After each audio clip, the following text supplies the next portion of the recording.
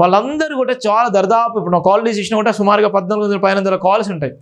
వాళ్ళందరూ కూడా వాళ్ళందరి అభిప్రాయం కూడా ముమ్మాటికి హత్యే.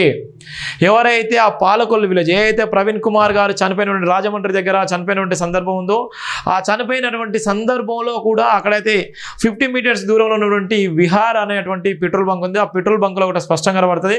ఒకవేళ 11:30 తీసుకొచ్చిలా, లేకపోతే తెల్లరి గంటలు తీసుకొచ్చిలా, లేకపోతే ఆయన ఎన్ని గంటలకు హత్య చేయబడ్డాడు, ఎన్ని గంటలకు నిజంగా అట్లా చిత్రీకరించిల్లు, ఏ విధంగా చిత్రీకరించిల్లు, ఆయనకు రావాల్సినటువంటి ఆ రూటు కానీ ఆయనకు పోవాల్సిన పరిస్థితి కానీ అక్కడ లేనే లేదు అనేది కూడా మనం స్పష్టంగా సుమారుగా 11-12 ఆ బ్రదర్తో మాట్లాడాం.